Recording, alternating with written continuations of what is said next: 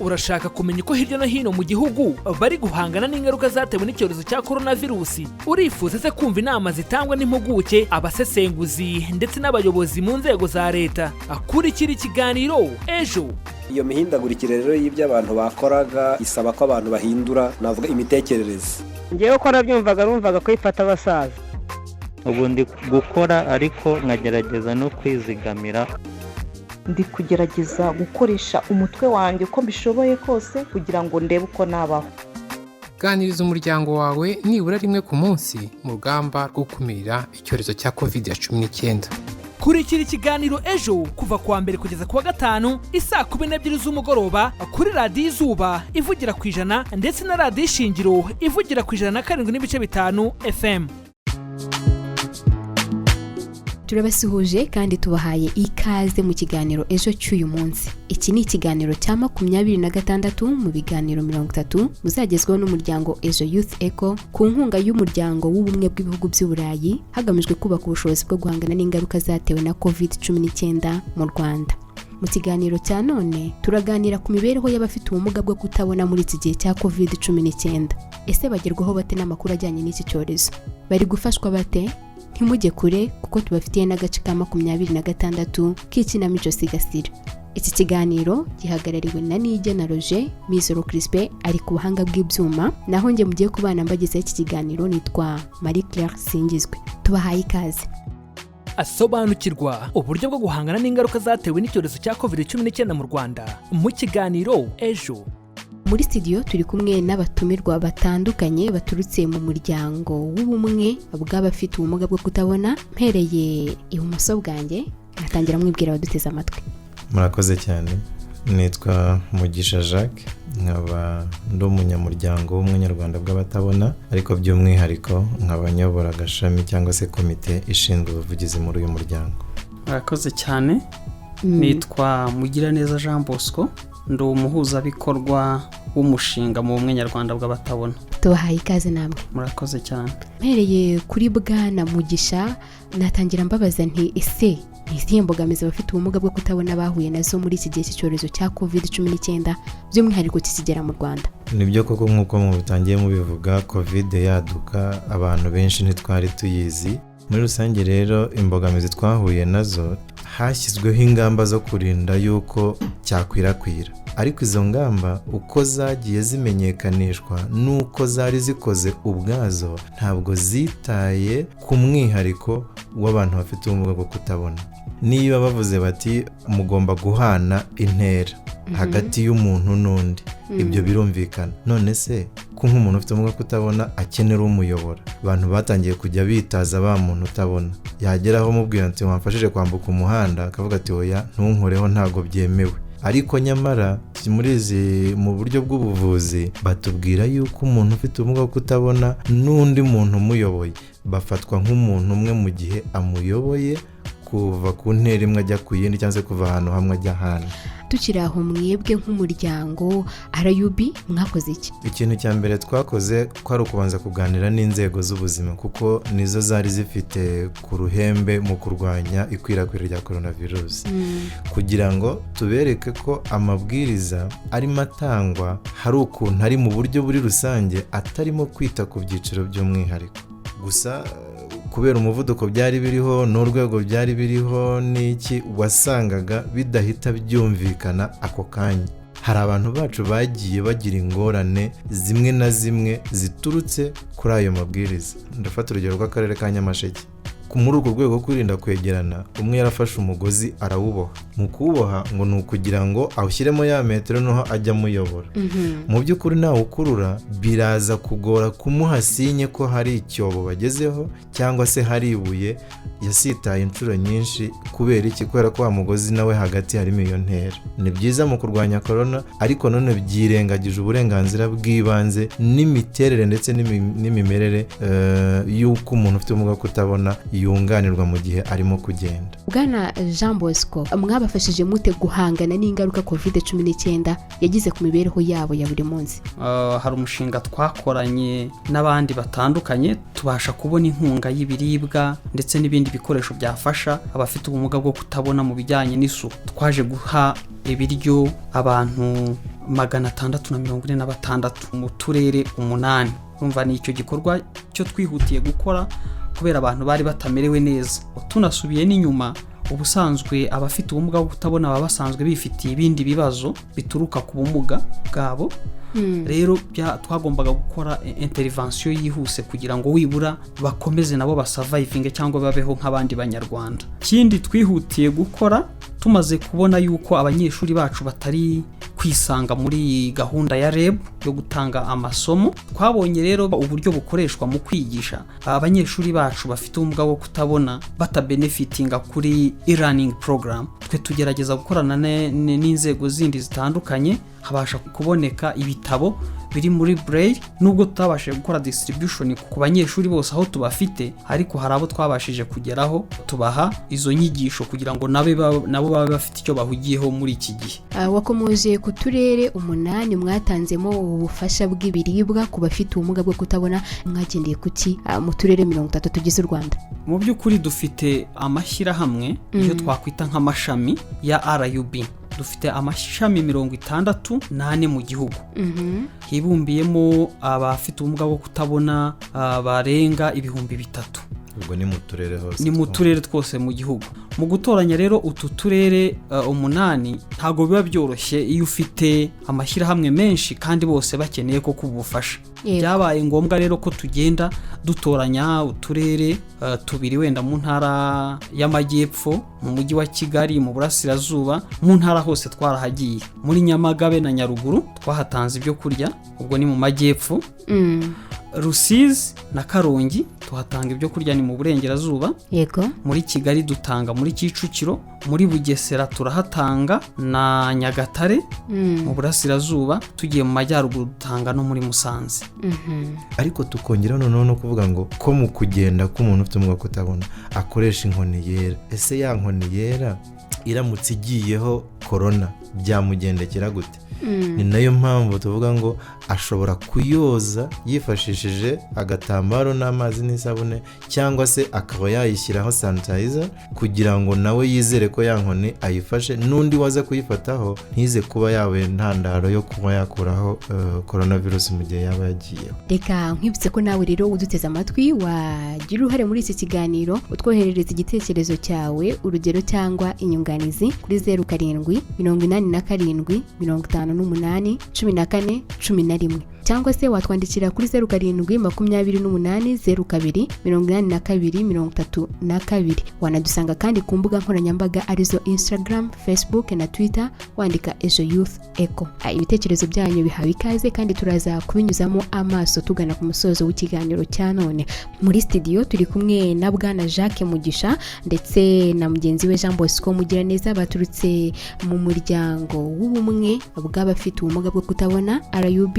Nibo turi kugenda tuganira ku bintu bitandukanye, by'umwihariko byafasha abafite ubumuga bwo kutabona guhangana n'ingaruka icyorezo cya COVID19 cyabagizeho. Reka rero tubanze dufate akanya twumve ikinamico Sigasira, turagaruka mu kanya dukomeza n'ikiganiro cya none.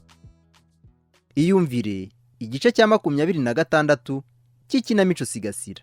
Duherukana Mukesha acitse umugongo kubwo gusanga abana be Fisi na Madudu biyahuye.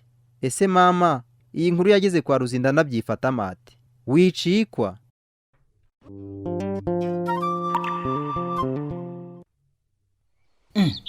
Bemeto karame, nta Kayitesi? Simbizi mama. Kayitesi se ntumuzi?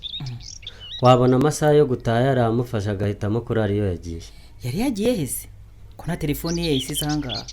Yanyandikiye message ko hari umwana bagiye kwigana. Hese hanyuma se ntabwo ujya kuri koperative? Ntaho njya mama. N'ubu mbyutse mbagara akarima k'igikoni ngo ndebe ko ubwenge bwasubira ku gihe, none byanze. Nyabusabari y'abana barambabaje. Inzira karengane ziza amakimbirane yasenanye na koko. Kandi biriya bifasha indi ntera aho se yirirwaga mu rugo. None ndeberana nyina yagiye muri koma. Ese ubundi Meto? Ndakumva. Konzi ko wowe n'uriya mugore muhurira muri koperative kuko ariwe mukora. Ni mugoro bakoraga ikiwe? Aho ni waba ufite uruhare mu makimbirane na Ruzindana? Ndarengana.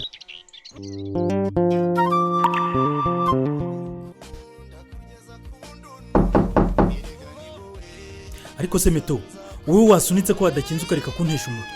surprise ntabwo ari metode ni Kayitesi yambi nkusi wanjye kuri umwana mubi Kayite kwanza yitunandekura ntabwo unyishimiye se sheri ndakwishimiye cyane ariko nanakurakariye kubona ukuraho telefone hafi iminsi 2 yose sheri ndakumva mbabarira umusibejo mama wacu wo mu cyaro yadutumyeho ngo ararwaye biba ngombwa ko mama anyoherezayo rero nabyutse mu gitondo ngenda na stress nibagirwa telefone yanjye rero niba itari iriho wasanga hatabuze uwampamagaye mama agahita ayizima uramuzi amahane ye ngaho mbabarira nta kundi nyine ndakubabariye shaho nkusi hari ahantu ni heza abana ba mama wacu barantembereje turara muri hotel nako tujya gusura ku mazi shasheri tuzahatemberere mufite amazi ngo njye koga ko numva ndushye nimba n'amafaranga na korona iri hanze ahangaha ikaba yagabanyije umuvuduko nzagutemberezayo rwose ngaho se ngwino mu cyumba mbanze ngukorere ka massage mbere yo kujya koga nari nagukundiye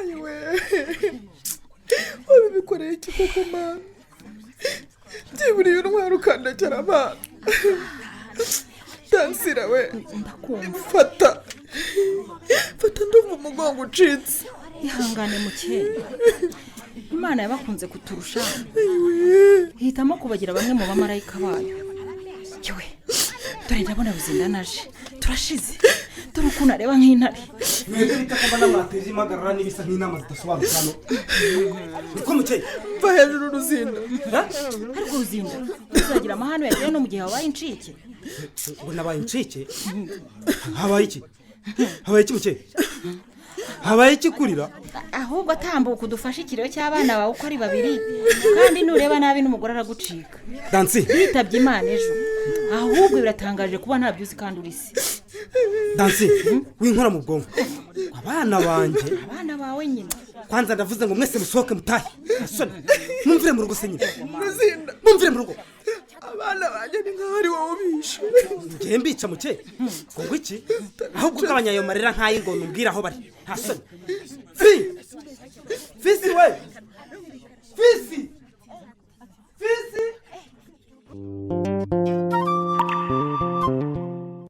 Ruzinda anaguye mu kantu aho kumwumvisha ko abana be biyahuye kubera ihohoterwa yabakoreraga bizoroha naho ubutaha reka twese hamwe dusigasire amagara yacu ntaba ari nge cyangwa wowe ukwirakwiza COVID-19.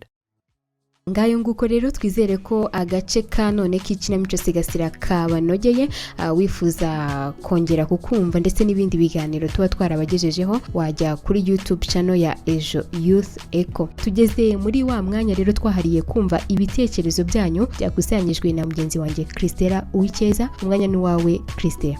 rero urakoze kumikaze rero bakunze b'ikiganiro mudukurikiye reka ubutumwa bwa none mbuhere kuri Ndacyayisenga John uherereye mu karere ka Rwamagana aho yagize ati abafite ubumuga bwo kutabona nibitabweho muri ibi bihe bya COVID-19. Ukwishaka Ferdinand uherereye mu karere ka Gasabo yagize ati abafite ubumuga bagomba kwitabwaho mu kwirinda gukorakora ku bintu, abatishoboye bafashwe kubona ibikoresho by'isuku. Dukomeza Shyaka Steven uherereye mu karere ka Gatsibo yagize ati ababana n'abafite ubumuga bwo kutabona bakwiriye kujya babitaho muri ibi bihe duhanganye n'icyorezo cya COVID-19.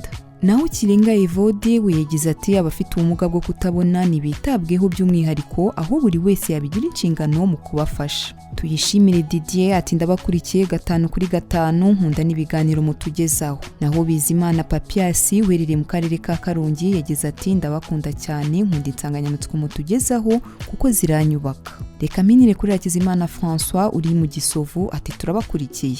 Claire ubutumwa tumaze kwakira bwa rubu wasubirana ijambo. Asobanukirwa uburyo bwo guhangana n'ingaruka zatewe n'icyorezo cya COVID-19 mu Rwanda mu kiganiro Ejo. nyuma yo kumva ibitekerezo byanyu turi kugana ku musozo w'ikiganiro cya none. Ikiganiro kibanze ku mibereho y'abafite ubumuga bwo kutabona muri iki gihe cya COVID19. Muri studio turi kumwe na bwana Jacques Mugisha ndetse na mugenzi we Jean Bosco Mugiraneza baturutse mu muryango w'ubumwe bw'abafite ubumuga bwo kutabona RUB. Bwana Mugisha, ubusanzwe abafite ubumuga bwo kutabona nyine bafite umwihariko wo gukenera ubufasha buturutse ku bandi bantu. Niki musaba ababakikije muri iki gihe icyorezo kigihari? Ni ukurushaho gufatanya n'abafite ubumuga bwo kutabona aho bari hirya no hino, bari mu miryango, bari muri community twegeranye, kumve ko nabo ubwabo bakeneye kumenya no gusobanukirwa uburyo ki ingamba zo kubahiriza icyorezo zo kurwanya icyo cyorezo zigomba gushyirwa mu bikorwa. Hanyuma icyanyuma, niba hari support cyangwa se ubufasha bwihariye bushobora kuba bwabonetse, babanze babatekerezeho, bareba babaye kurusha abandi kugira ngo nabo bashyirwe, ntibakavuge ngo bafite imiryango yabo izabahe, bafite imiryango yabo izabahe. Ni abacu natwe turi kumwe nabo muri community. Mushingiye ku mibereho abafite ubumuga basanzwe babayeho, muri kubafasha iki muri rusange kugira ngo babashe guhangana n'ingaruka COVID-19 yabagizeho? RUB ubusanzwe ibintu ikora nyamukuru no gukora ubuvugizi ifatanyije na leta, bakareba uko ibyo bibazo bigenda bikemuka. Ibyo turi gukora muri iki gihe ni ugukomeza gukorana n'abafite ubumuga bwo kutabona bari mu bice bitandukanye byose by'igihugu kugira ngo bongere basubire mu buzima bari barimo. Ni ukuvuga ngo bari bari mu buzima bwo kwizigamira, kwegeranya amafaranga makeya, bakagira uko bagenda bayahanahana hagati yabo mu matsinda, mu mashyirahamwe, mu makoperative babarizwamo. Iki rero dukomeza gukorana nabo umunsi ku munsi kugira ngo ya gahunda yo gufashanya hagati yabo ikomeze.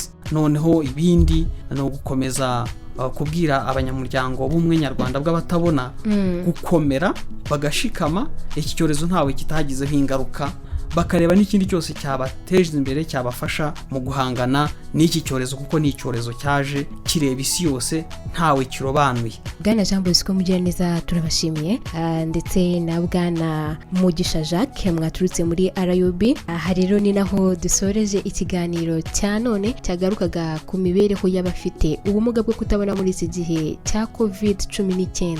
Mwakoze cyane. Mwakoze cyane namwe. Reka rero tubabwire ko wowe uduteze amatwi wifuza kudusangiza igitekerezo cyawe, watwandikira kuri 0787581414 cyangwa se kuri 0728028232. Mwakoze kubana natwe muri iki kiganiro. Ntimuzacikwe n'ikiganiro cyo ku munsi w'ejo kizibanda ku mibereho y'abarwaye indwara zidakira muri iki gihe cy'icyorezo cya COVID-19. Nshimiye kandi itsinda ry'abanyamakuru bamfashije kubategura no kubagezaho iki kiganiro, cyari gihagarariwe na Niyigena Roger, Mizero Crispin ari ku buhanga bw'ibyuma. Tubifurije kugira ibihe byiza, mukomeze kwirinda icyorezo cya COVID-19 naho ku munsi w'ejo.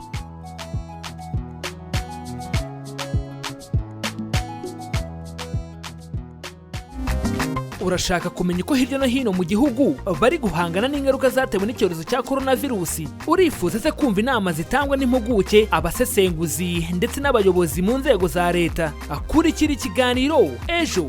Iyo mihindagurikire rero y'ibyo abantu bakoraga isaba ko abantu bahindura, navuga imitekerereze. Ngewe ko nabyumvaga numvaga ko ifata abasaza. Ubu ndi gukora ariko nkagerageza no kwizigamira. Ndi kugerageza gukoresha umutwe wanjye uko mbishoboye kose kugira ngo ndebe uko nabaho. Ganiriza umuryango wawe nibura rimwe ku munsi mu rugamba rwo gukumira icyorezo cya COVID-19. Kurikira ikiganiro ejo kuva kuwa mbere kugeza kuwa gatanu isaa 12 z'umugoroba kuri radiyo Izuba ivugira ku 100 ndetse na radiyo Ishingiro ivugira ku 107.5 FM.